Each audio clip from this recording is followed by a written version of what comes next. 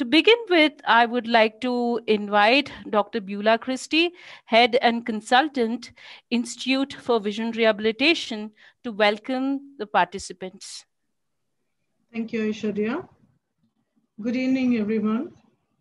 On behalf of the Institute for Vision Rehabilitation and LVPEI Institute, I take the pleasure of inviting you all to today's event. To give you a brief introduction about our services, Vision Rehabilitation is an integral component of our clinical care at our institute. Our services range from assessment and prescription of low vision devices to all other components, including social rehabilitation, educational and vocational rehabilitation.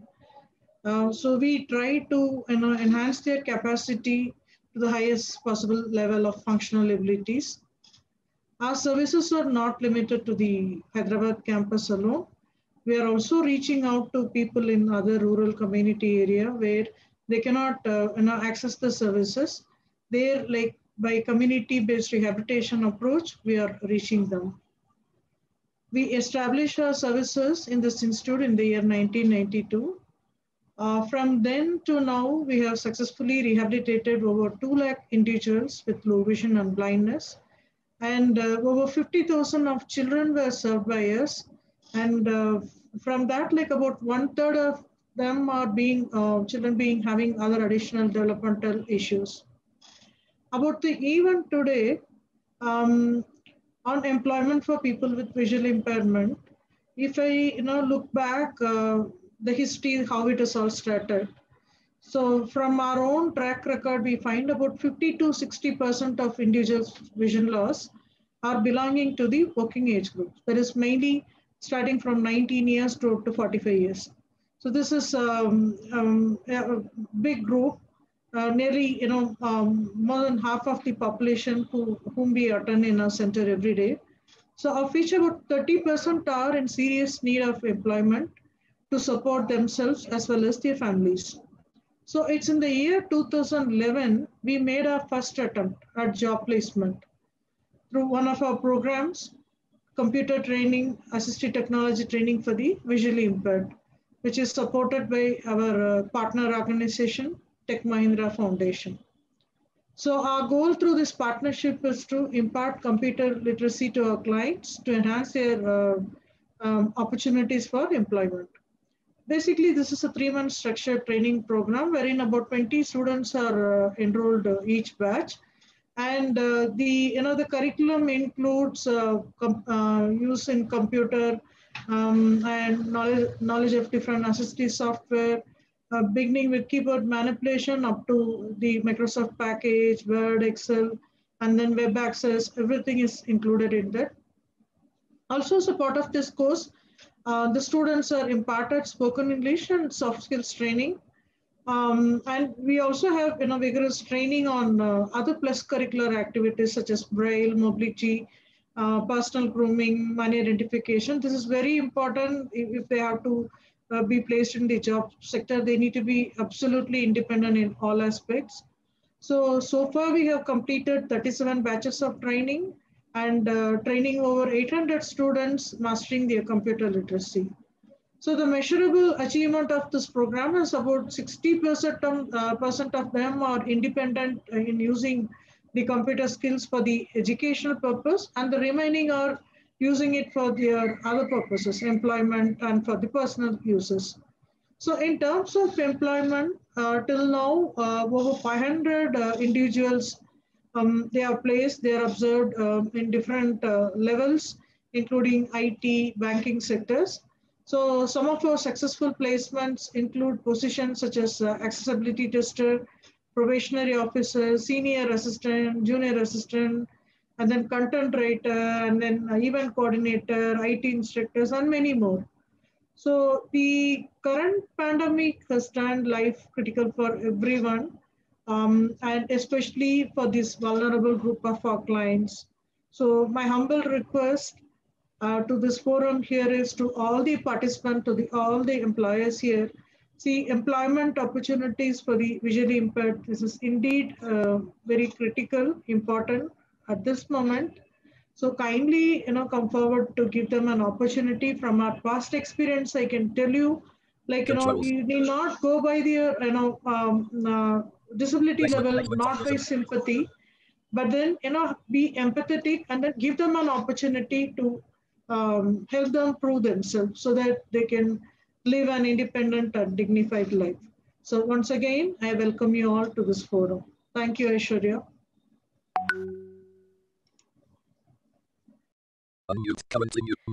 Thank you, Dr. Christie. Thank you so much for that.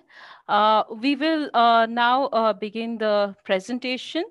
So I'll be doing the presentation, and since I am a screen reader user, you may be hearing my screen reader in the background. So I'm going to go to my presentation now. I hope the presentation is visible. Can I request somebody to confirm that, please? Yes, Aishwarya. Thank you so much. So, as Dr. Christie mentioned, today we're going to talk about, the first session of this program would be a presentation on placement of persons with vision impairment, what we have been doing at our organization. After which we will have 8 panelists who have joined us today and will be sharing their experiences.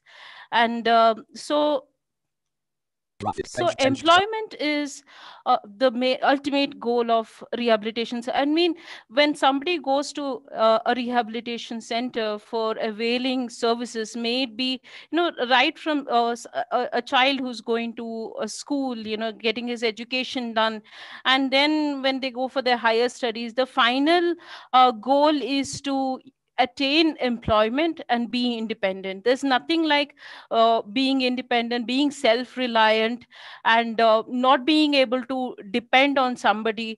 The feeling of that is completely different. And we've had so many clients who have come to us, and in the beginning when they were there with us, not being able to do anything, but then after few years, after them being employed in different sectors, and then when they come back to us, we see a different person in them, because their lives has been transformed for good. And the placement services at our center, it began it is for recruiting persons with vision impairment, both in private and public sectors, providing them support. And it began at in 2012, and at Institute for Vision Rehabilitation, LVPEI Institute, Hyderabad. So as I said, it is for empowering them, giving them a new way of living a life. And what does it include? What does the pathways of empowerment, the pathways of being employed? So the first one is counseling. I will be explaining further about each of these. So these include whatever the training, whatever the services that we provide here. And for the participants with vision impairment, the screen has, if I could read out what is there in the screen, it consists of job counseling, IT training, then it has daily living, it has personality development, communication, spoken English classes, and independent living skills. The next one, a job counseling. So job counseling includes, when somebody comes here for, may I request to please mute yourself. Thank you. So when somebody comes here in the beginning, like since ours is a center, it's an integral part of LV Prasad High Institute. When somebody is diagnosed with blindness, so when they come to us, the first thing we do is, counsel them. And especially when it comes for job counseling, they are demotivated completely, like we cannot do anything. First of all, we have to make them believe that you are capable of doing things. Blindness is not the end of the world. So lot of counseling is involved there. Some people, they themselves have an urge to do something, but some people, they need lot of motivation, and also understanding their background, from which background they come, what their skills are, and how can we place them, where can we place them. So this is the beginning of the first process when it comes to employing them. Graphic page changed slide 6 So of 30. next is, as a part of this, like I said, we have the IT training program, and it began in 2012. It was supported by Tech Mahindra Foundation. So what in this program, we teach the trainees, as Dr. Christie said, like there are 20 trainees, and for a batch of 3 months, we teach them using assistive technology. So sometimes when we talk to people around, when we say that they're able to use computers and smartphones, sometimes people don't, they're like, they're not aware that they're able to use on par with others. So also this includes the workshops on smartphones, and also web accessibility, that has been coming up, like when you see 5 years before or 7 years before, there has not been much about employment of visually impaired. But lately, one field that has been coming up is accessibility testing. So that is the reason why we have incorporated that in our curriculum. And in Graphic page this changed. slide, if you can, for those with vision impairment, there are pictures of computer training that's happening. It's at training center. So the trainers are teaching in this picture, and two trainees are using computers. Unknown. Placement of And persons with vision in impairment. this Google slide. slide, I will be playing the screen reader. Screen reader is a software that helps visually impaired to use computers. So whatever is typed, whatever is done on the system using the keyboard, is read out loud by the screen reader. So for those of you who do not know what a screen reader is, this is how it works. And here's the video. Animation started. EAR leader.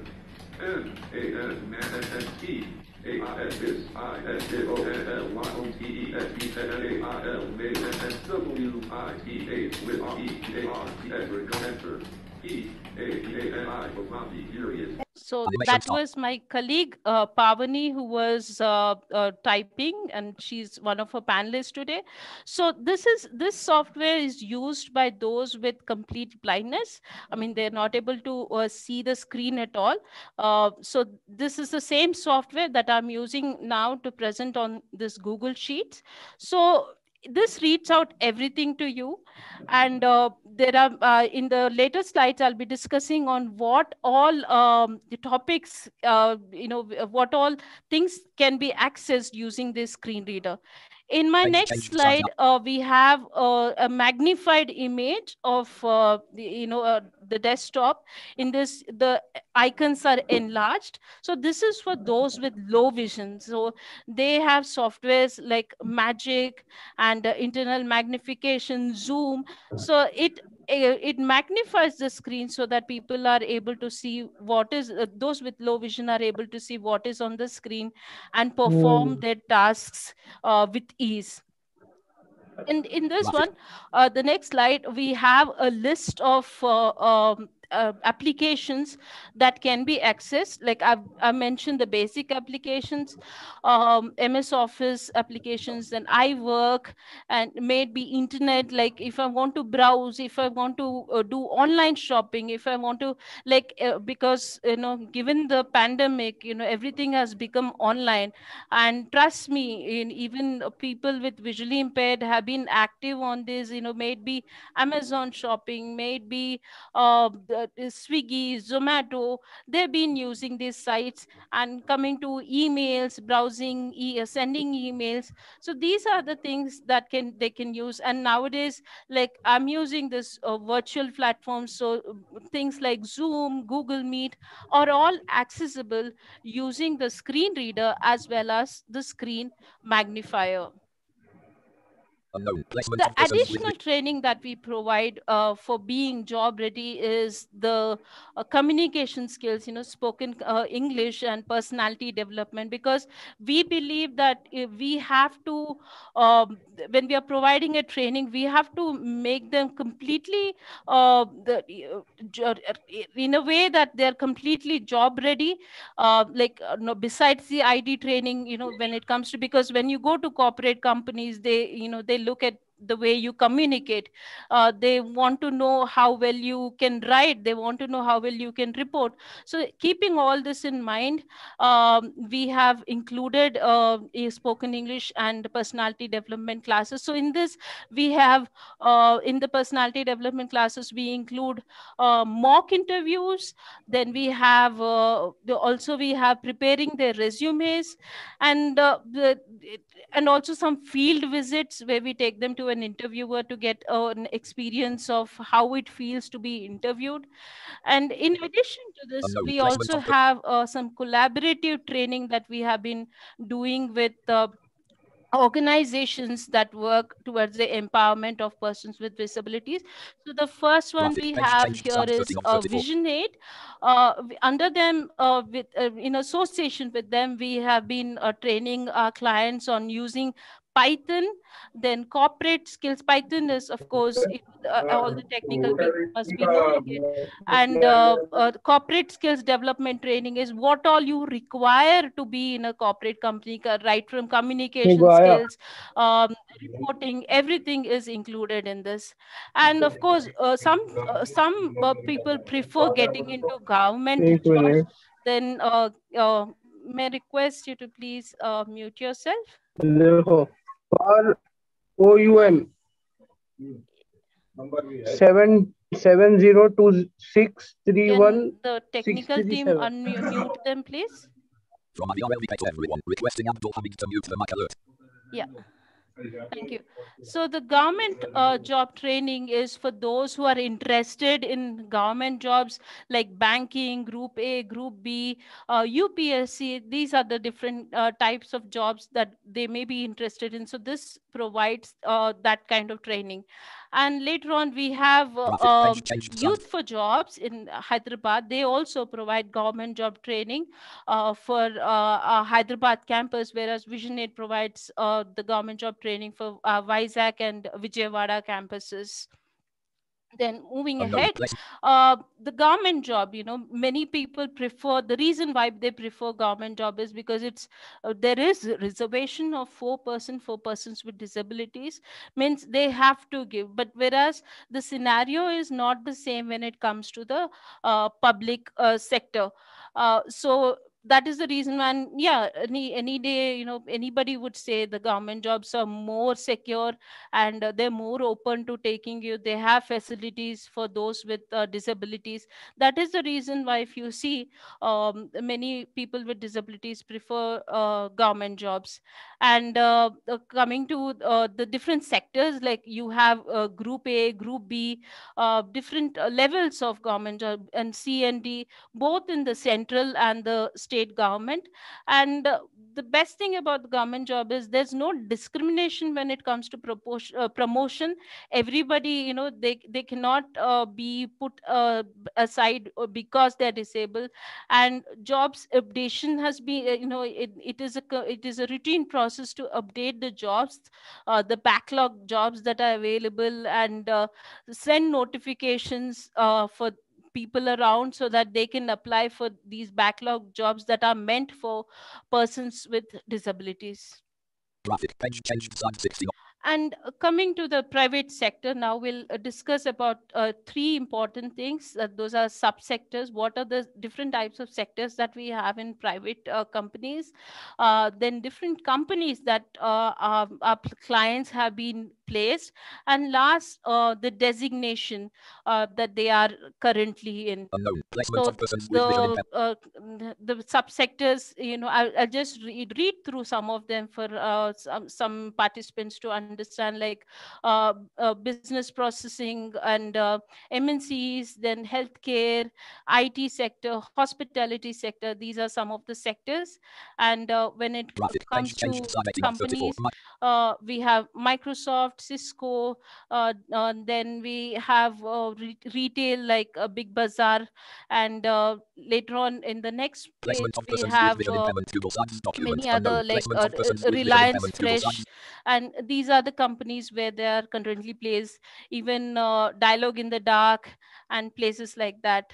And when it Graphic comes to page changed. the Slide 20 of 34. Software engineer designations, vector engine. so these are the some of the designations. Like most people, it's a common thing that what in our visually impaired community we have been seeing that corporates are opening up, yes, but they're only opening up for accessibility testing jobs.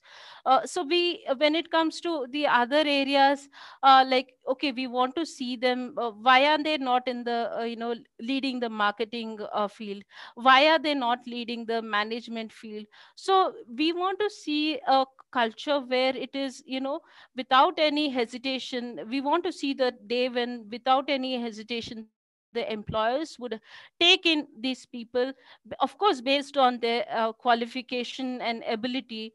I'm sure, like, having an interaction with a panelist today, you all will understand that what their abilities are and what they're capable of doing. So these are Unknown. Placement of some of persons the with vision impairment. Google Sites uh, document. Graphic slide 21 of graphic counselors, teachers, so and this is again a list of designations where in what places they are, like counselors, content writers, and various things, teachers. This is a list of the designations.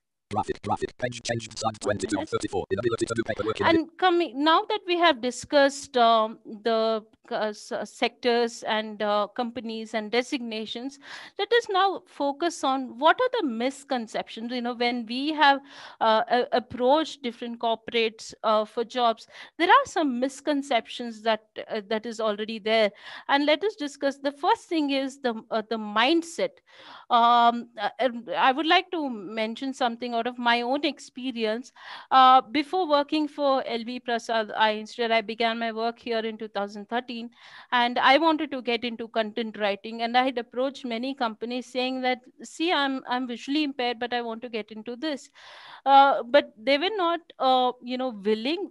They were like, no, we cannot hire you because we don't have facilities for you. Or the answer would be, we'll get back to you, but I never got the call till date. So I'm sure my peers who have vision impairment will agree with me that they have also had such experiences. So the mindset is very important, and only an open mind to recruit these people who believes, okay, let me just try and see how these people are capable of doing it. This is very important. And next is that they're not able to uh, do paperwork, like in the sense, maybe they cannot like, how do they read the documents? How can they if the document has to be ready, how will they prepare it? But because of the smartphone application, there are many smartphone application that reads out what is there on the paper, and that helps them. Like, it is scanned and the screen reader, or it can be magnified using the screen magnifiers.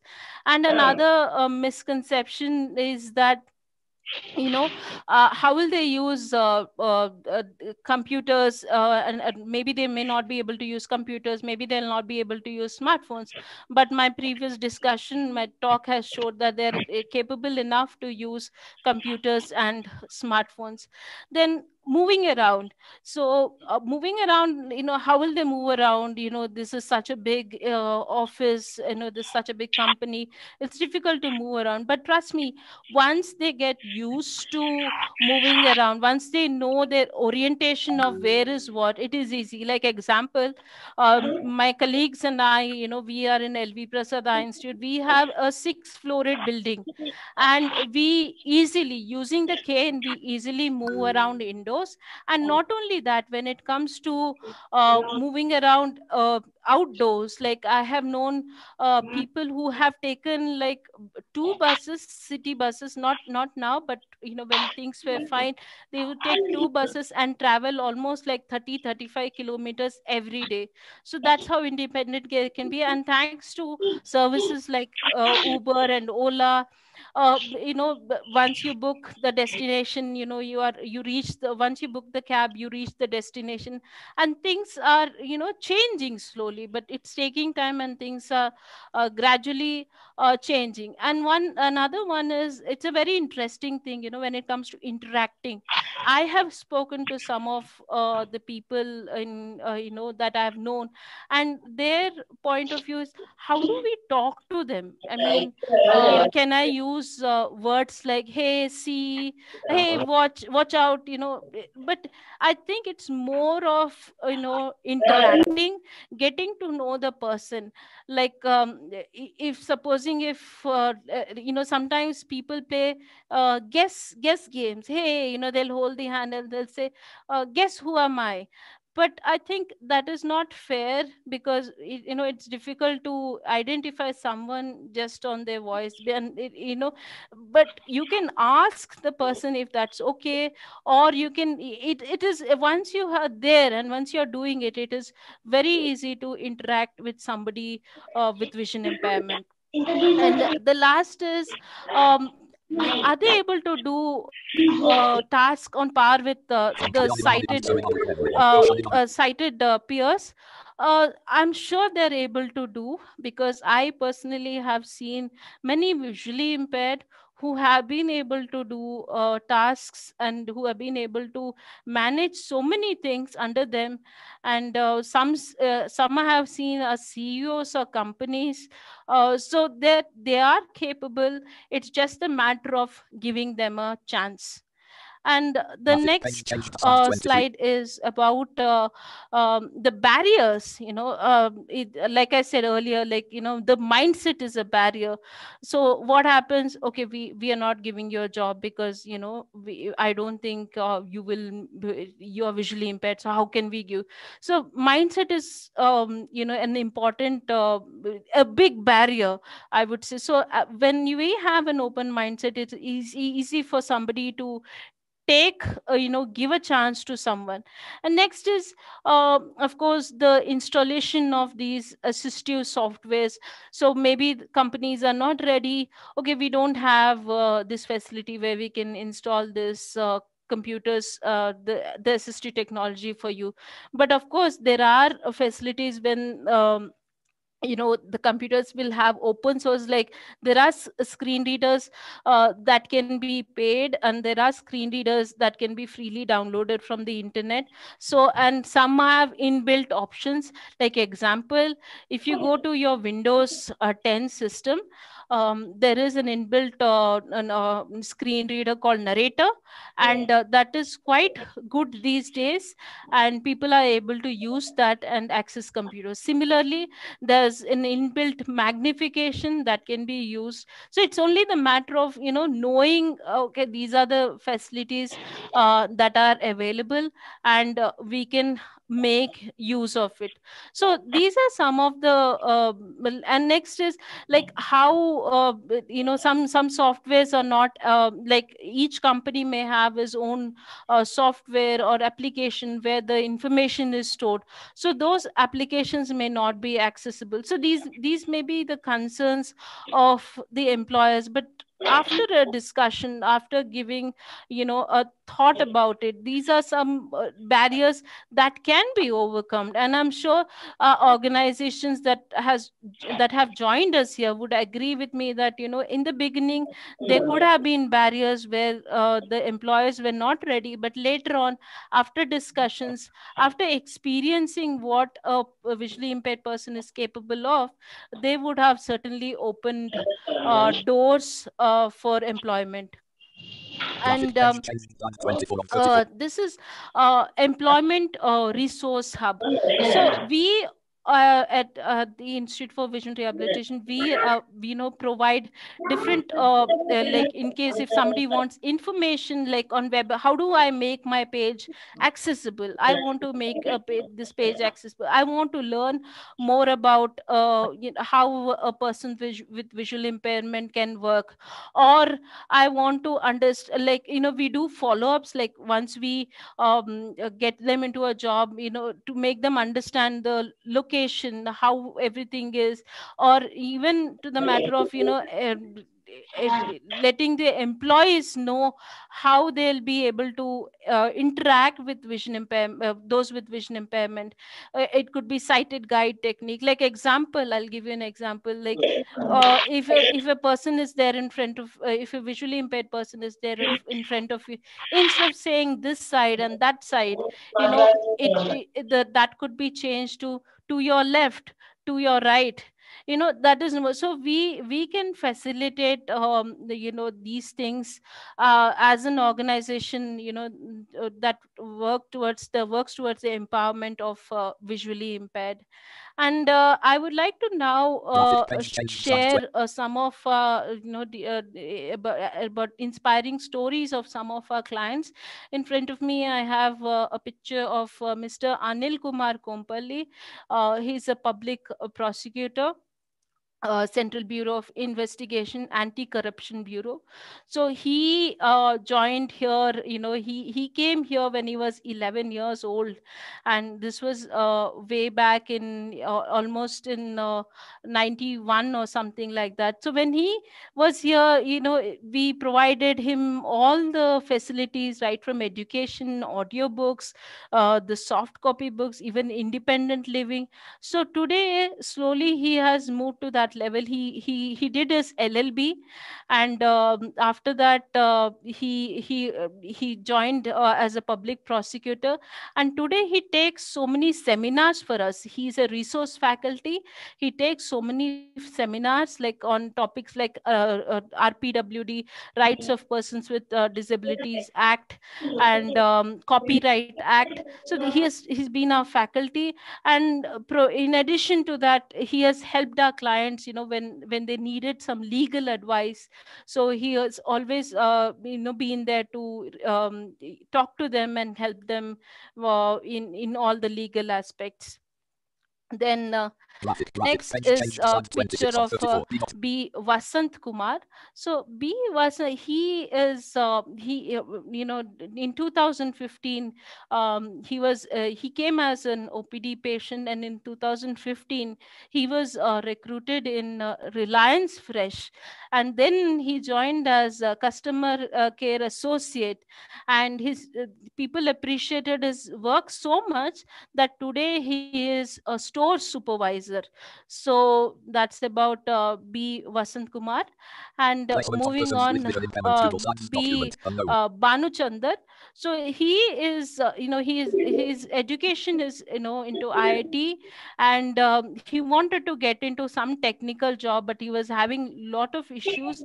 And in Feb 2001, 2021, he got, although it has been difficult as an organization for us to look for jobs, especially because of this pandemic. But in February 2021, he got a job in DQ Systems as associate accessibility consultant. So he's very happy now. He has been in touch with us, and he expresses that his workplace, the support that they give him over there. And he's the first visually impaired, by the way, in DQ Systems. And the support given by his colleagues, he finds it like, it's not at all difficult, working there. Unknown. And Placement of persons with vision impairment. Google one Sites minute. document. Graphic And browser. End prop. this is Gautam Nuka. He's an MBA grad, and he joined us, and underwent the IT training here at our center. So when he came here, was completely depressed. He was like, I did MBA, but what is the point? It doesn't feel that I have done MBA, but now I don't know what to do. So that was his attitude in the beginning. But later on, he was recruited in Cisco, Bangalore, as a project manager, project coordinator, and till date he's working there. He's happy with his work, and he doesn't. He although he's from Hyderabad, he doesn't want to come back to Hyderabad because he's well settled there. And next is Placement of persons with Padmini vision impairment. Palaparthi. She is a probationary officer with the State Bank of India, and she's such a wonderful person. Like, whenever we have any advocacy related issues when it comes to the From the banks and LVPEI all, everyone. And it kindly so mute your we call her up, and we get all the information from her. And besides that, she loves music. She may I request somebody to please mute your mics. Yeah. Harshini is not muting herself. We are trying to mute her. Can you please mute your mic, Harshini? Who is in the name of Harshini here? Thank you. Sorry to interrupt. Can the admin please mute everyone?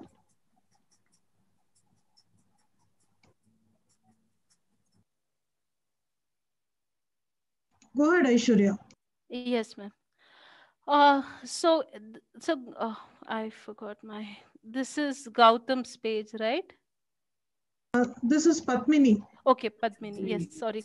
So Padmini, besides continuing, excelling in her profession, she also is a very good singer, and she plays veena, and she takes classes nowadays because of pandemic. She's been taking online classes. So that's about Padmini. Then graphic. moving Change the ahead, slide to 30 on. Surbi Mudgal, she works as an accessibility tester for Wipro. And Surbi's story, she came here as a very shy girl, IT training.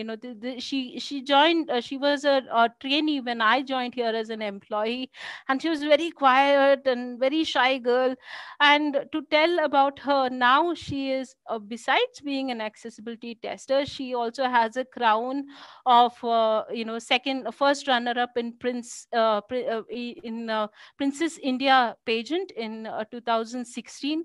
And besides that, she does mimicry, she does act, she's a great cook, and she's nicely settled. Like, she even got married after getting into her job. She found her partner there, and she got married, and she has a baby as well. I think the baby would be 1 year by now. So that's her story. And Graphic. Change slide 31 of 34. Imagine the movie. last, this is Vijender Murthy. So he is working for Synchrony Financial as a process associate. So he has low vision, and he is also a IT client, a trainee there. And when he came, he had too many worries. He's like, how will I be able to take care of my parents? What will happen to them? But then later on, after the IT training, he got recruited in Synchrony Financial, and he was very happy with the with every all the facilities that he got there. And today he bought a house, and he is paying for that house. And he came to us, after one of the days, and he said, "Ma'am, please take sweets." I said, "For what?" He's like, "I bought a house, ma'am, so I'm happy that my parents are in that house." So that is the happiness that employment gives. There's nothing like earning from your own money, and giving it to your family, after getting employed. So the last Graphic. we Change have slide here 32 of is 34. Venkat Shah. Venkatesh Potluri. He's the co-founder of iSTEM. So iSTEM is a portal that provides mentorship programs and technical training programs for those with vision impairment. So he's the co-founder, and he's one person. He's like, I can call him the advocate for persons with disabilities. Like, why are people not included? You send him a video, he'll be like, why is there no audio description in it? But I completely agree with him. I think his point of view is visually impaired should be included everywhere. And currently he's doing his fellowship in Seattle. So that is about Venkatesh. And on the Graphic, last graphic, page note, change I would designed to like to, there's a picture of Helen Keller with her mentor, teacher, a guide, Anne Sullivan. So coincidentally, tomorrow is Helen Keller's 141st birthday, and the quote here, it says, um, a beautiful, something, someone, a beautiful thing that can be done is, you make somebody else's life beautiful. There's nothing more beautiful than that. Like example, Anne Sullivan, took Helen Keller when there was no hope for her. Everybody gave up, thinking that, she cannot see, she has hearing impairment, what will happen to her life. But that is the time when Helen Keller was, given to Anne Sullivan, and because of her support, her mentorship, her encouragement, Helen Keller became what she became. She became a writer, she became a lecturer, disability activist, and so many things. She has written, many books that even people look back and people read, get inspired. So that is about Helen Keller, and I believe that each of us in our own way, if we can do some beautiful things, there's nothing more beautiful things for people with disabilities, there's nothing more beautiful than that in each one's life. So on that note, I would graphic, like page change to designed 34 of conclude this presentation. 3:39 p.m. And I would want to, now I'll be happy to invite the panelists. I'll just unshare my Meeting controls window. Mute. Currently unmuted. Alt plus a button. presentation. Hold on, please. Yeah. So we'll be beginning the panel discussion now. This will be between 3:40 to 4:20, and I would like to invite our panelists, Mr. Karthik Kova. He's a technical consultant engineer in Cisco. Karthik. Hi, Aishwarya. Thank you. Thank you Yeah. for having me here. Sure. Thanks, Karthik. And we have Mr. Preetham Sunkovalli. He's a manager, business transformations, automobile division, Mahindra and Mahindra. Hey everyone, it's a privilege to be here. I've been associated with LV Prasad for over 20 years, and thank you so much for having me. Yeah, thanks. And we have Mr. Prateek Kaul. He is the founder and director of Giftable, an organization based out of Bangalore that also works towards the empowerment of persons with disabilities. Mr. Kaul? Thank you, Aishwarya, for having me here. Yeah, great to have you. And next we have Mr. Harshad Fad. He is the founder of Include Space. And his organization company works towards making inclusive environment both in corporates and universities. Mr. Fad?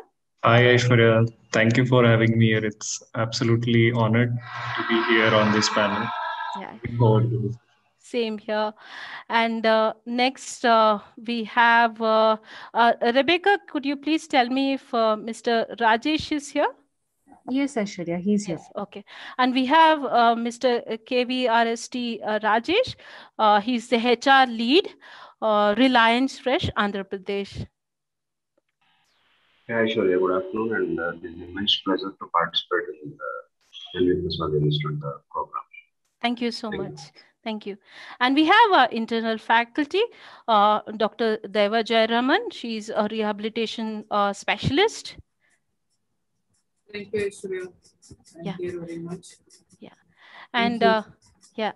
Then we have Miss N. Pavani. She's an ID instructor, and she's also a user of Assistive Technology. Thank you, Aishwarya, having me in this panel. Yeah. And last, we have Mr. G. Karupaya. He's the placement officer. Thank you, Aishwarya, for having me here. This has been an opportunity to talk to the panelists. Yeah. Thank you. And unfortunately, Mrs. Sujashri, the director of DQ Systems, couldn't join us because of an emergency. But Mr. Karupaya will be taking the question on behalf of her. So let's begin the panel. So my first question is to Mr. Rajesh. So, Mr. Rajesh, we have been, like, LV Prasad has been associated with Reliance Fresh for over 4 years. And what I hear from Mr. Karupaya is that you have been recruiting people with vision impairment. So, what was the first, reaction when, you were asked to give employment to visually impaired? How did you react? Did you believe, or were you like skeptical? Could you please share with us about it? Yeah, sure. So initially, Mr. Karapaya's approach, and I can say it's not from the LT, it's our Reliance privilege. So whoever is having the, and what we called is, we didn't mention that it may be hearing impaired or locomotive. Because normally what we people do is, they are doing some other difference from us, like ours. So we call them as a differently able resources.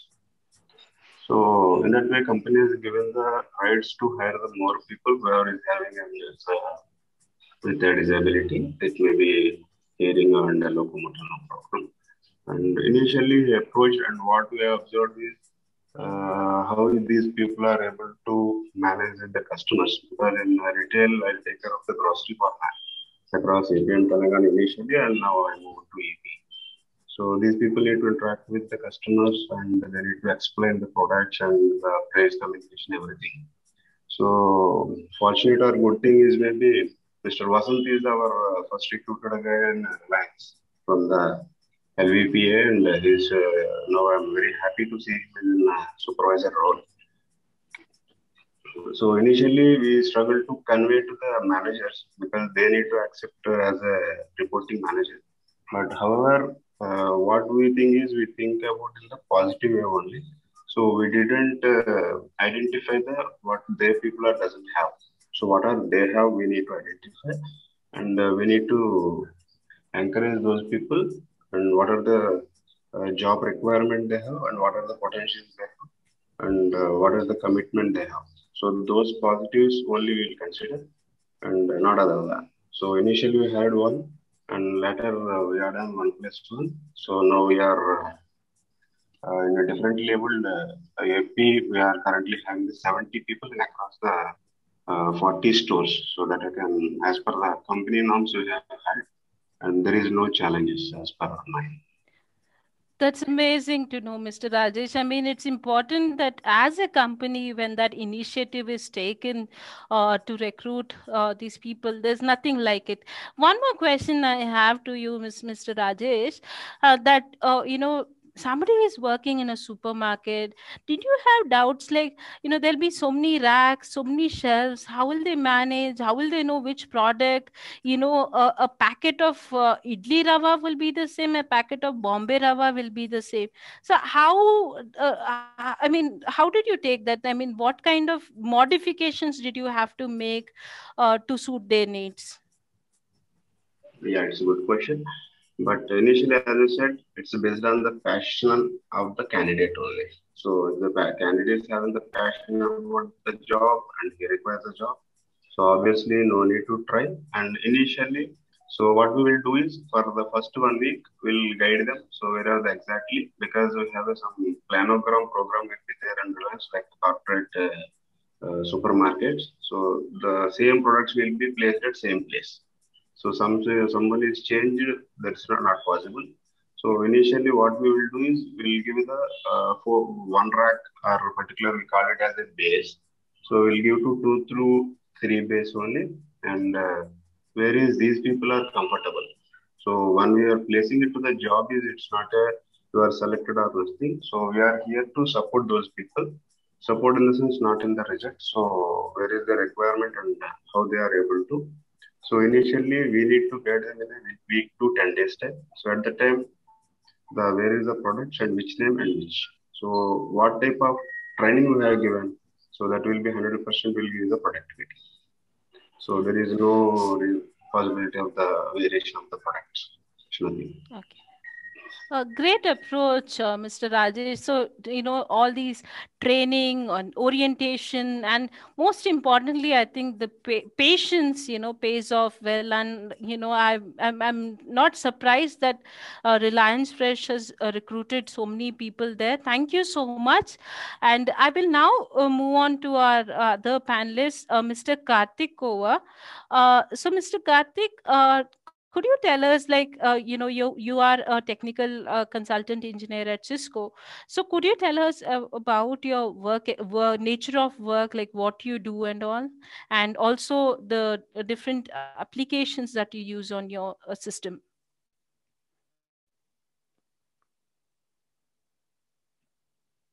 Karthik, we cannot hear you.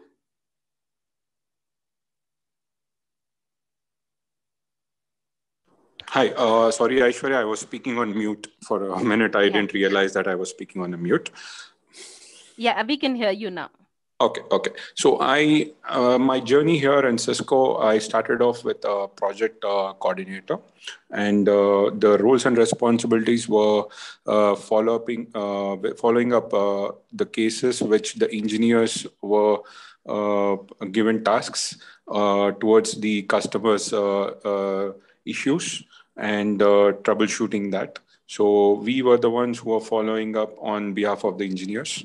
And 1 year down the line, they were really happy with the performance that I had given, and they promoted me to the engineer role, which I was actually taking the cases directly from the customers to resolve their issues.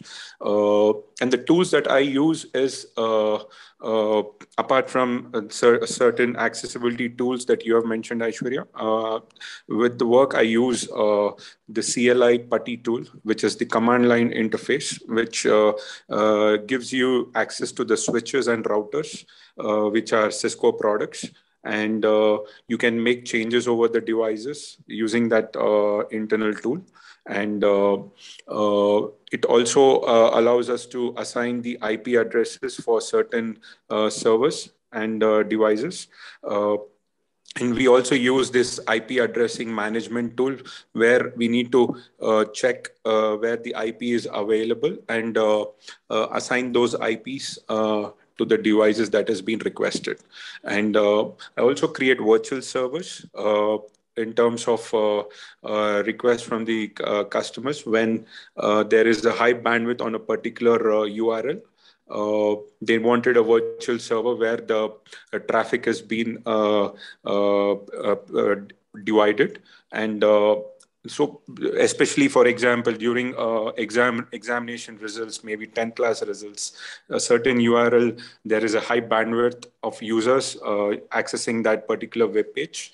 And so during that particular time period, they want to use virtual servers to deviate the traffic so that there is no issue with the end user.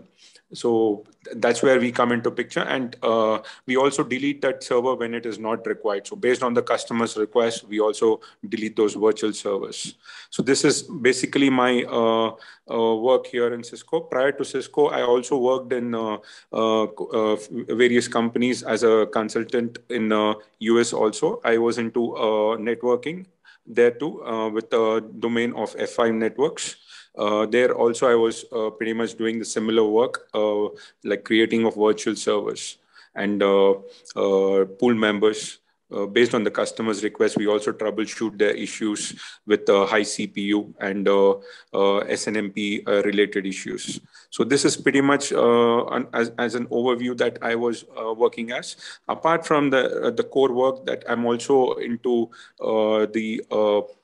as a core member for CDAN, that is called abbreviated as Cisco Disability Awareness Network. What we do here is empower people with disabilities who are being employed in the organization. Also empower the parents of the children with disabilities, so that it allows all of them to collaborate together and see what best can be done. And all this is towards the growth of the organization. Yeah, I'm done speaking, Aishwarya. You can take it from here. Thanks, Karthik. Trust me, most of the terminologies what you used was rocket science to me. But I'm amazed at you are into so many things. I'll be coming back to you, Karthik. But now I direct my question to Mr. Preetham. So, Preetham, tell us about you are a manager at Mahindra and Mahindra. So tell us about your nature of work and how you do it. Hi, Aishwarya. Thanks. So I work with the business transformation team essentially, and we are based out of Mumbai in the head office of Mahindra and Mahindra's automotive division. So we deal with mostly passenger vehicles and smaller commercial vehicles. So all of the the XUVs and the Scorpios that you see out on the roads, that is kind of our domain. So as part of the business transformation team, essentially we work on initiatives that help the company either enhance customer experience or reduce costs or improve efficiency. So our work has been even more essential these days during the COVID times because there has been so much uncertainty, and thanks to the lockdowns and all the supply chain elements, we've had to work quite hard on that. And of course, customer experience, now cleanliness and sanitization has become a really important part. Contactless services, contactless delivery, contactless servicing. So these are many initiatives that we keep working on. So we ourselves, we actually work with the functions. So with the marketing department, supply chain department, teams like that, we assist them any way we can in driving these initiatives. So that's what we do. Thanks. Wonderful to know that, Preetham. Preetham, I'm thinking, in your job profile, you would be required to travel a lot. So is that true? Like, how do you do that? Like, how did you undertake travels when it comes to your work tasks? Right. So we used to travel quite a bit, especially in 2019. Yeah. Unfortunately, since the pandemic started, we've all been working from home. But before that, yeah, there was a bit of travel, and typically um, my company was a little hesitant about how I would manage, but I assured them, and I started doing trips. So it was not as difficult as I expected. So typically at airports, I get a lot of assistance from the airline staff, and even hotels in terms of checking in and things like that. It was not too difficult. And usually, if I'm going out for a customer inciting work, so we would use an agency who would identify customers and interview them for us. And I was always open and transparent with the representatives of that agency that, look, I'm visually impaired and this is the help that I will need. So they are always very receptive. They're open to helping me and making sure that I get my job done. And that's pretty good. So overall, even while I was traveling alone, it has been a very good experience so far. Great to know that, Preetham. And now I have a question for Karthik again. So, Karthik, you said you have worked in the US and I think in AT&T and Bank of America, and you've also worked in India. So, what has your experience been working there in the US and India? Do you see any difference, like when it comes to openly taking people with disabilities, or has there been any limitation? What is your take on that? Sure, Aishwarya. So I started off my career in US with a master's degree in computer science. Graduated from Monmouth University there itself. So during that, during my college, I did experience with how the university handles with people with disabilities, and that actually taught me a lot. And that experience has been carried forward for the various companies that I was applying for. And definitely there was not much challenges in terms of applying jobs and also in terms of hiring. In addition, the skill does matter for sure. But then I was always open, like how Preetham has just mentioned. I was always open on my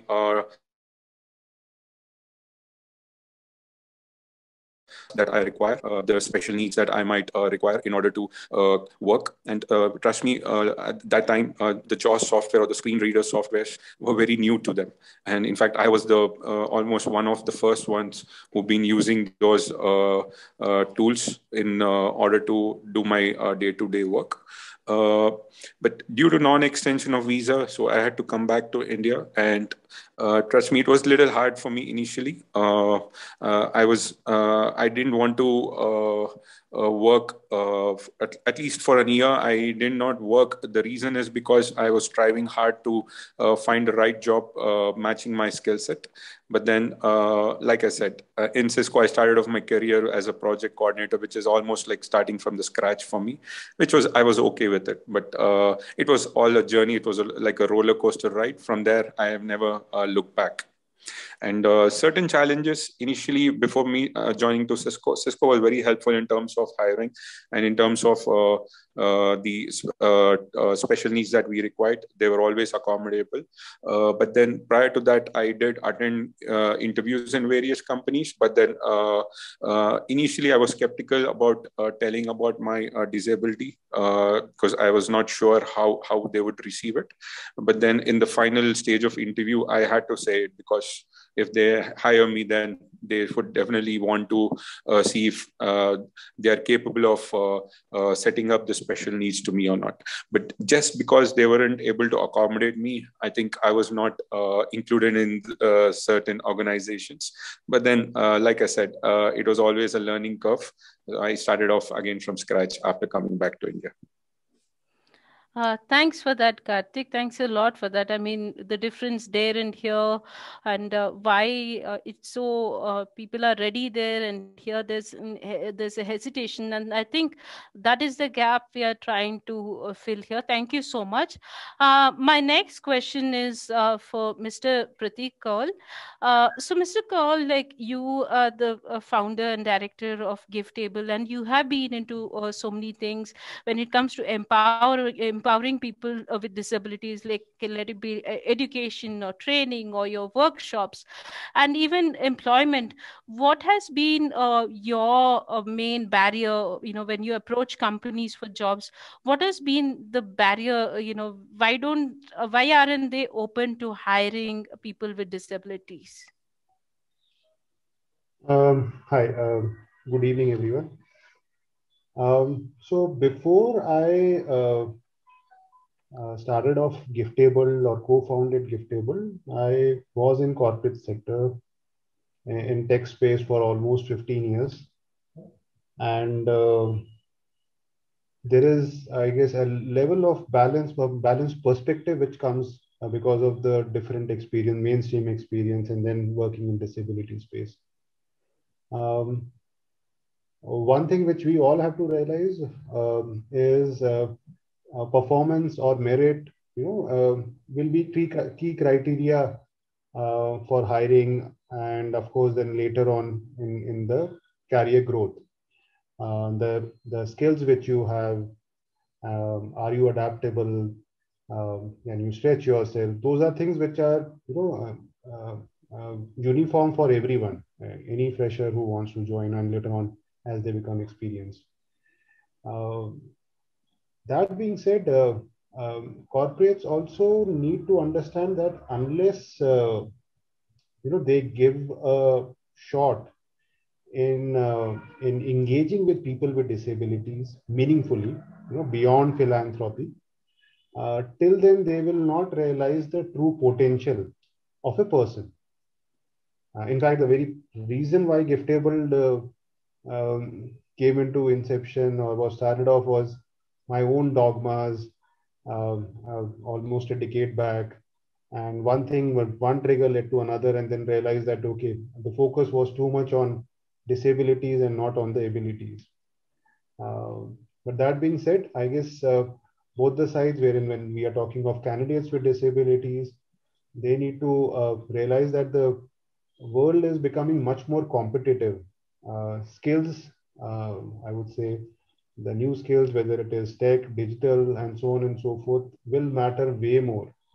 The advantage, what I have seen is in respect to people with visual impairment is they are already in touch with technology. They are using screen readers. They are way more comfortable at times, I see, on smartphones and laptops, which is I guess an edge over lot many others. So there is a huge possibility. Corporates need to also invest in building talent pool, applicant pool. I mean, and it has to go beyond the pitching their usual products or platforms, but more than that, what essential tools would be required or skills would be required in future, and how we can go ahead, bridge the gap in from the college education to industry ready candidates, folks who have, say, for example, BCom, can they be taught Tally? Can we have more number of candidates who can go through these industry ready courses? I mean, something similar what Aishwarya had earlier said, say Python or Python with machine learning, artificial intelligence, in data science. All these courses are in demand, and I somewhere feel that we are heading in right direction. The only thing is we have to pick up speed now. So yeah, I mean, yeah. So here, Aishwarya, that's wherein I feel we have to balance both the sides. We have to build the skills also, increase the applicant pool also. At the same time, corporates have to kind of open up more and give it a shot. I mean, I'm pretty sure there is huge talent pool with disability, which can be given opportunity. Thank you so much, Mr. Kaul. I'll be coming back to you, and now I want to ask Mr. Harshad about inclusion. Mr. Harshad. Yes, Yeah. Aishwarya. So, Mr. Harshad, there are two questions in this one. So, first, tell us about what Include Space is all about, and next, how important is inclusion when you want to include people with disabilities at your workplaces? So, those are my Yeah. two questions to you. Right. So I run this organization called Include Space, and what we do is basically help different corporates and universities create a more inclusive culture at their workspace or their campus. And with inclusive culture, I mean everybody who is on that campus or at that workplace feels belong to that particular place, and they don't feel like an outcast, which plays an extremely important role in their productivity and the way they perform, and also their mental health to a large extent. So that is where our work comes in. We try to create several programs that help people come together and understand each other a lot better than what would happen only at certain meetings, and which goes beyond ice breaking sessions. And we use storytelling as a very powerful tool in this entire process. So that is what we do. And to answer your second question, why exactly it is even necessary? Why do we need people from diverse backgrounds to come in? Why do we need people who come from disabled backgrounds or people from LGBT backgrounds or so many other uh, conventional minorities in our society come in and be a part of our teams and work together? So there are various reasons. So in terms of diversity, it is very much proven now that it helps to have diverse people in your team, which will come up with different perspectives, and it will help you in innovation. Because if you have same kind of people in your team, your outlook towards the problem that you're trying to solve through your product or your service will be coming from a very limited set of experiences. But if somebody who is coming from a different set of experience, you're suddenly you see a lot more doors open for you to work towards. For example, recently I was talking to a friend from Google who was talking about this product that they were building, which would help people whenever they put their phones in the pocket. It should lock itself. A lot of times it doesn't lock itself, and we end up with unnecessary calls or the cameras being opened and stuff like that. So they were working on this kind of a product. And everybody in that team was a male who was working on this product. However, later on, a woman joined in the team down the line after 3 months. And her first question was, okay, but most of us females don't have pockets. How is this product going to be useful for us? And that was a eureka moment for everyone. They were like, oh, okay, so we were working on something which was very much only focused on one kind of a category. And for a product company like Google, which serves everyone around the world of all sorts of backgrounds, it was extremely important for them to also consider various point of views. And that's one of their stories that led them to working more towards diversity and inclusion. So that perspective is very important. And it is also proven that through various researches, namely from Deloitte and other companies, that teams that have a diverse set of individuals perform at least 30% better than the ones which don't have as diverse individuals in their team. So, which is why we see a lot of corporates nowadays, the bigger companies mostly are very much focused on diversity and inclusion. It has become a very important part of their HR activity or their goals to go forward. So these two important reasons why diversity is important in your team. And not just that, but also we have to know that diversity at the end of it is a fact. It is a fact. Every people around us are diverse. That is not something that we create. However, inclusion is a choice. Right? Inclusion is something that we have to train people to be more inclusive. It does not come naturally to us. It is not a fact out there. So, which is why even if you have a lot of diverse people in your team, if you don't have an inclusive culture in your team, then the whole idea of having diverse community won't really come to fruition, and you won't really get the kind of results that you were imagining to get through a diverse team. So, which is why, apart from diversity, inclusion also plays such an important role in determining a company's success. And what it also does is it will help you retain your employees. If your employee feels more included, if your employee feels belong to that particular place, they will not think about leaving that place. They will feel like home. They will want to be a part of it. And of course, retention, customer retention, and just like customer retention, employee retention is a huge bonus for any company. So, which is why they want to focus on that.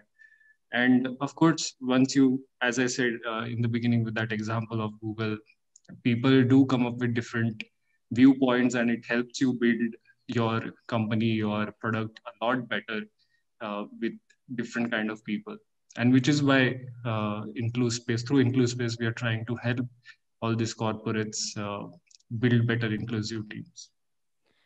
Thank you, Mr. Harshad. That's a good thought. Like it's something to think about. Like sometimes inclusion is ignored so much, but I think with what you said, I'm sure people here would actually think about how important is inclusion.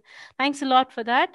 And my next question is directed to Dr. Deva Jayaraman. So, Dr. Jayaraman, like, you represent LV Prasad Eye Institute. So, what has been the barriers when you approach different companies for work? What has been the barriers, when you go and ask them for job? What do they say? So, if you could share with us about it. Thank you, Shreya. And we personally feel the primary barrier is the attitude of employers, because we see that as a very big challenge, because many of them have not seen a person with vision impairment with many potentials. And as our panelist pointed out, breaking this ice is a very difficult task, and we consider this I think this program is also one such initiative for to like bring that attitude to the positive now. Secondly, the vision impairment specific environment. Right now, Harshad is pointing out the space and other things. I had a question for him in my mind, like, so like the companies, whatever he's working with is mostly related with IT. Am I right, Harshad? Yes, right. Mostly Yeah, IT product. yeah, because there is a very big space when vacuum need to be filled up because the infra very little changes like improving the contrast, improving the lighting for a person with contrast loss. That makes a lot of sense in the office. So soon after we discussed about little bit of adaptations, the company immediately takes back that all these we cannot do, we cannot accommodate, and we are doubtful about the person's mobility and how do they use the restrooms, and do you need somebody to accompany them all through the lunch or any activity. All the doubts they will get because they do not have the idea of the person who independently handling the skills. So this is another challenging area. So with minimal adaptation, they can perform much better. This thought should strikingly get into their mind.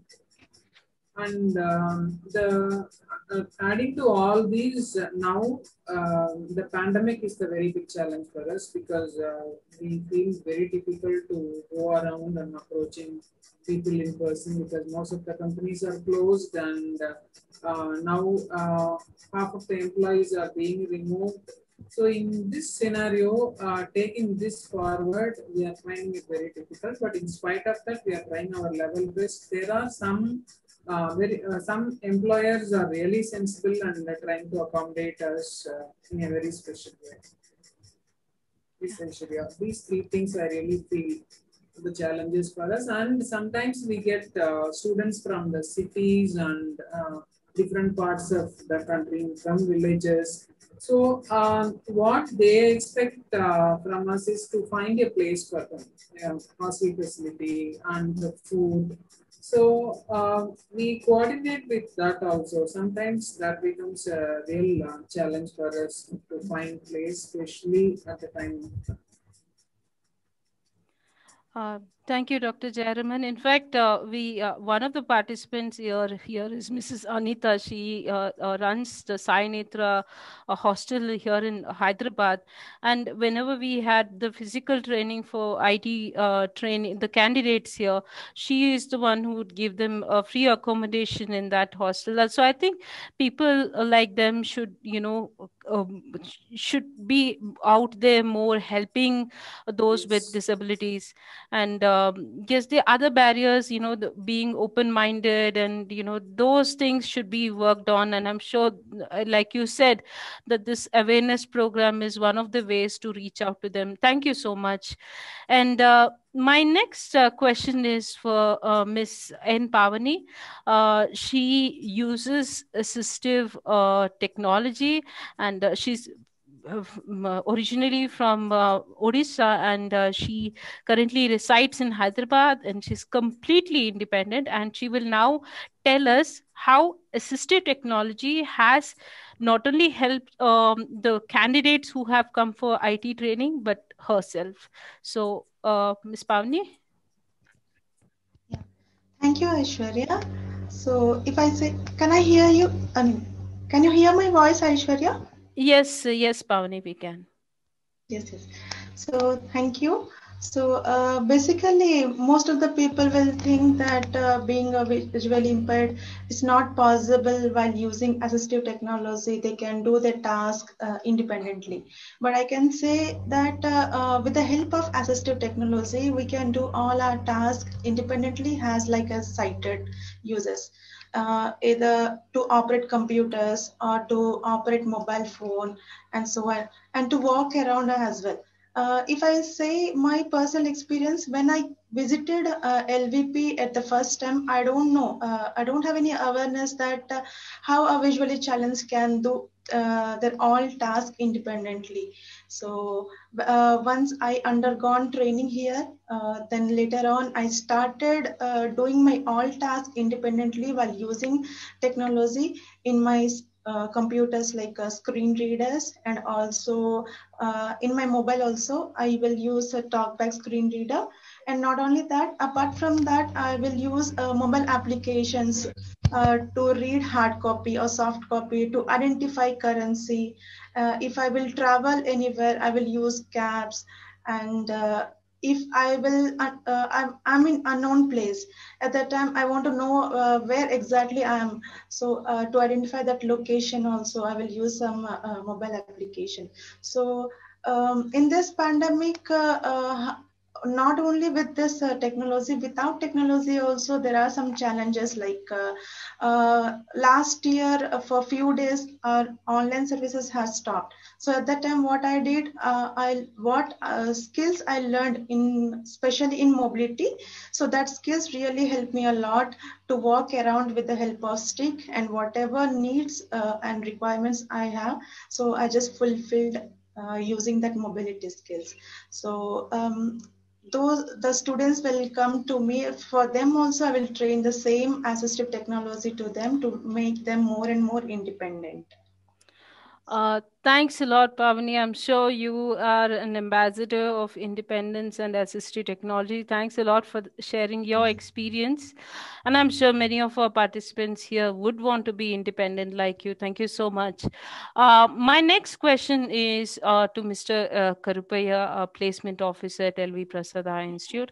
So, Mr. Karupaya, like, when candidates come, they join us for play, at the IT training center, and how are they then, and what happens to them once they find a meaningful employment, and how do you feel as a placement officer, how do you feel recruiting them and looking at their lives, they are now independent? Could you please share with us your experience? Yeah, well, Aishwarya.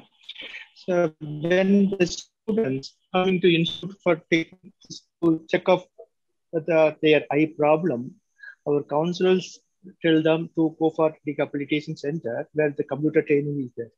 Then those people will come to IT training center. Then they will see all the things.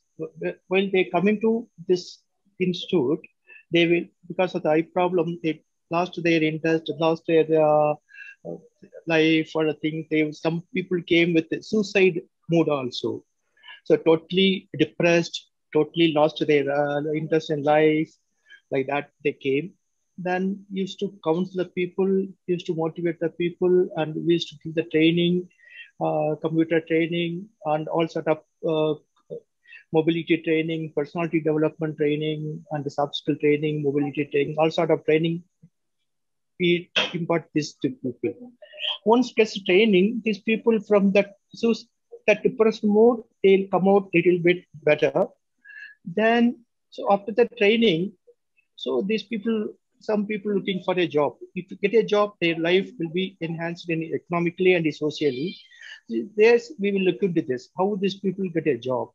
Then generally as a placement officer, I used to go to companies, corporates, and I used to talk to them. These are the people are looking for a job, and again, if you get a one guy get a job, the entire family will be happy. Like this, we try to convince the people, and some companies right away they reject. Some people, after motivating and convincing people, okay, let us bring the students. We'll try, we'll see, like that. So some people kind enough to say, okay, we'll take the guys, we take that, we'll provide the employment, all the things.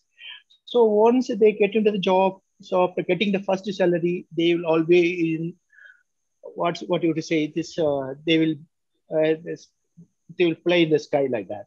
So they will be very happy after seeing their happiness. Even me also, my life is okay. Something I fulfilled my life, doing a good job for the people, life giving some satisfaction job, and I feel personally feel very happy. This all happened like this. So this is the right, being a placement officer for the people is, I don't know, this is giving a chance in my things to help the people get a employment. This thing happened after this getting a job. This really, the people are very happy and they're happily married and settled. They are settled very well. They are happy leading life. They're very happily. Thank you, Mr. Karbia. Thanks Thank you, for Aishwarya. that. And we just have we'll be opening the session for the participants to ask questions. But before we go there, I just want to ask from all our panelists here, just one-liners of what would be your message to the employers who are listening to you right now, like one-liner message. So we'll start off with Mr. Karthik. I would say the employers would have an ability to think differently when they have diverse people in their team. One of our panel from Gift Tabled, Include Space, I've already mentioned about the inclusion of women. So the thought process has completely changed after that. So similar way, when people with vision impairment are there in the team, the accessibility picture comes into their work style, and they also think in a different angle. Thank you. Thanks, Karthik. Mr. Preetham? Yes. So not all disabled people are the same. So there's no real one-size-fits-all solution to inclusion. You need to understand each candidate's individual requirements, his individual capabilities, and you need to be able to adapt to that. So that is very important. There's no one-size-fits-all. Thanks. Thanks, Preetham. Mr. Kaul?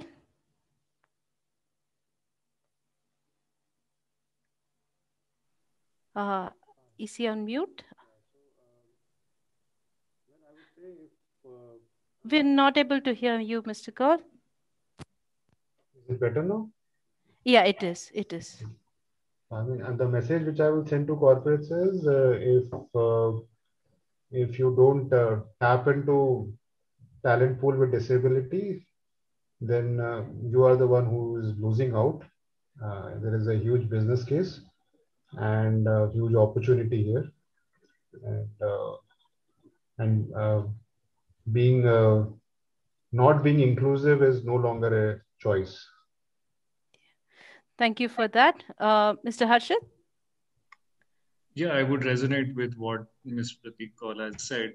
A lot of corporates, every other company is driven by profits and money, right? And I feel if they really want to make more money, if they want to make more profits, if they want to really put a stamp out there in the world saying that, yes, they are a successful bunch of corporates team, they should hire people from all sorts of backgrounds, including disabled people. And it is not, maybe it's because of their stereotypes and their prejudices, it might look to them that this is only cost consuming and maybe we are not going to be able to manage with people with different abilities, different disabilities.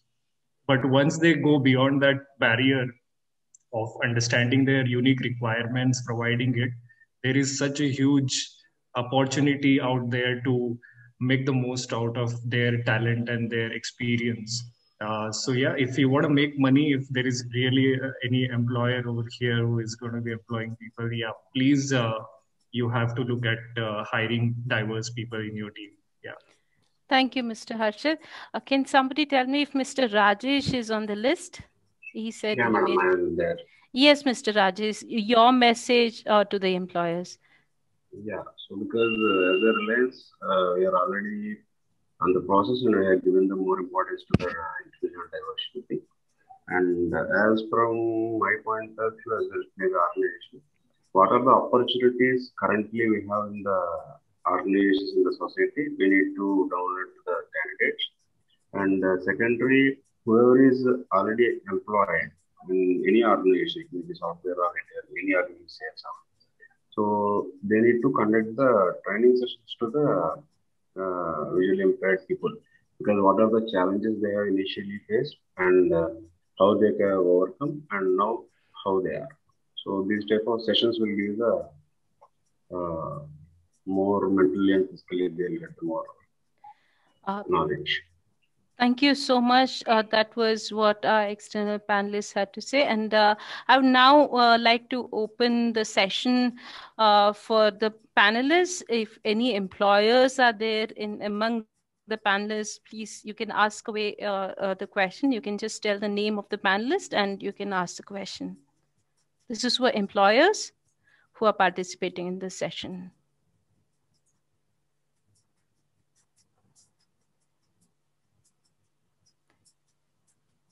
If you have any apprehensions, if you want to know more about it, so you can share or anything in that regard.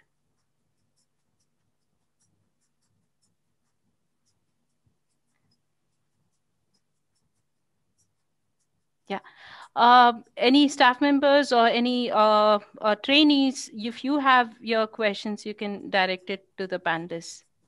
Hello, Aishwarya. May I get a question in? I'm Aradhana from Lemon Tree Hotels. Definitely, please. Definitely. Hi. So my name is Aradhana Lal. I take care of sustainability and inclusion at Lemon Tree Hotels. And thanks for this session focused on visual impairment and low vision, because this is an area of work that we are still trying to build at Lemon Tree. I don't know if you all are aware, Lemon Tree is a highly inclusive employer and has been doing it for 14 years. So I just have a comment on some of the things the panelists said right now about, I think the fact that there's a business case for inclusion, and whether you're talking about visual impairment or physical handicap or intellectual impairment, anything. What we've seen as an example in Lemon Tree, I thought I'll just share it since we heard the examples of Mahindra and Reliance Fresh and Cisco and others. So what we've seen at Lemon Tree as an example has been that once you train a person with disability and once you open your doors and your mind, and that person is feeling equipped to perform the role, it can be performed just as well and if not better, in fact, than a person who doesn't have disability. And today we have about 16% of our employee workforce either as a person with disability or a person from an economically and socially marginalized background. So we've got enough evidence. We've seen it over the years. So if there are any employers on this session right now who are at the early stages and are trying to consider it, I think what all the panelists tried to tell you was that this is the time to go for inclusion. And it's not a matter of choice, actually. It's a sensible thing to do. It represents society. It brings different kind of thinking into your company. There is not one way of thinking. There are many diverse ways of thinking, and inclusion will lead to that. I liked the differentiation between diversity and inclusion. I think it's very valuable because, things are diverse by sheer nature. If you just step out of your house and you enter a mall, there'll be lots of diverse people there. But does it mean it's an inclusive space? It may not be. So that's something each of us has to build upon. I just wanted to share the Lemon Tree example and say that the panelists, I think, brought out the points very nicely. So thank you, all of you. Thank you so much for sharing your thoughts on this. Thanks a lot. And do we have anyone else, or we can close the session in 2 minutes? Aishwarya, just to add to Aradhana, what she has said about the Lemon Tree. I've been having high passion towards traveling. So I do look for the places that accommodate me in terms of the needs that I require. So definitely Lemon Tree is one of them I'm opposing. And like I said, while I was working studying in a university, I was working in a hotel as a part-time job. And in the front desk, definitely we require the assistive tools, which the hotels were taking care of it. And yes, I do understand where the Lemon Tree is coming from in terms of inclusiveness. Totally. I've been a victim of it. So thank you. Thanks, Karthik. Somebody wanted to share. Yes, myself, my Suja Warrior, I am from Infosys Limited. And I have been into this, I've been a part of diversity and inclusion, but I started working with this digital accessibility or maybe the PWD initiatives of Infosys of late from March or February onwards. But to be very frank, I have to say that I know some of the people like Prarthana and all that close friends of mine, but still I feel that I am privileged to have a person by name Harsh. I don't know whether he's in this call. He is working with me, and I learned a lot from him. And I feel that he's much capable than any of us, and he understands things, and also he picks up things fast. So this is a space which is emerging, especially in a company like Infosys. We are also working seriously to include all of them in this thing. And also we have an IITT tool, which is web accessibility tool, which is quite interesting to know about it. And I think I'll come back to you, Aishwarya and Karpaya, and all of you maybe again. I'm very much keen to work, come back to you. It's a very nice session, good initiative, but I found that only 43, 45 people are attending this wonderful session. We need more people to attend. We need more people, which is from the other side of the spectrum, to attend the session, understand the problems or understand the possibilities in this space. Thank you so much for giving me this opportunity and also inviting me, getting an invite. Thank you so much. Thank you so much for sharing your thoughts, and we'll definitely be in touch. It's so wonderful to see inclusive companies share their thoughts. And now, given the time in mind, we'll be concluding the program now. But before we go away, and before the conclusion, we will be sharing a Google form here. It's an employer feedback form.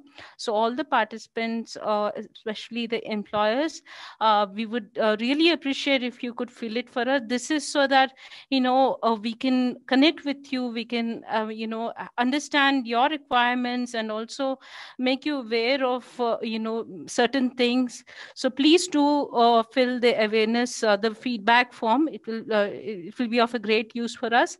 And on behalf of the Institute for Vision Rehabilitation, LV Prasad Eye Institute, I really want to thank each of you. I mean, all the panelists, the participants, especially the panelists, because you gave us perspectives from different angles. So I think this was one stage where we got perspective from an employer, employee, people working for running an organization, the placement officer, and also users, like so I think this many such programs are it is important to conduct many such programs. And I would like to thank all of you again for taking your time, valuable time, and giving your opinion, and also the participants for taking time. I hope you found this useful.